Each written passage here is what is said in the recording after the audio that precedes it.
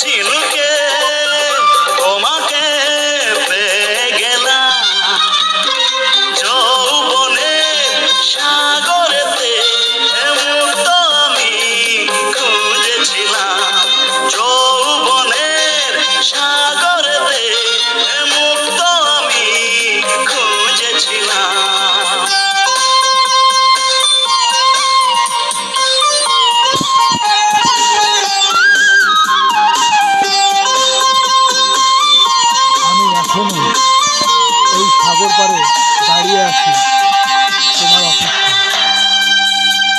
এই সাগরের রাস্তা করেই আমি যাবো তোমার কাছে।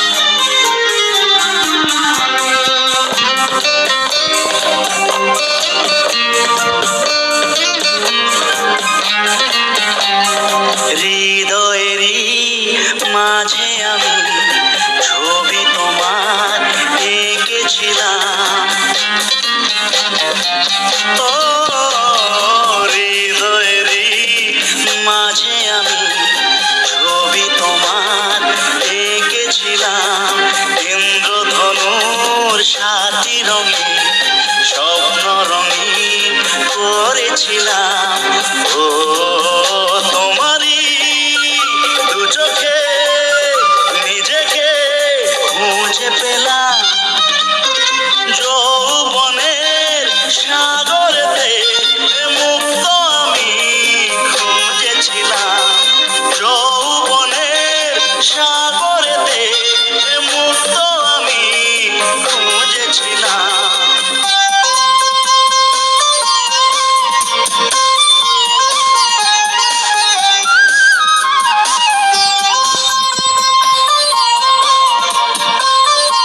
দেখো, আমি আমার পশ্চিম বেঙ্গল ব্যাটালিয়ন নিয়ে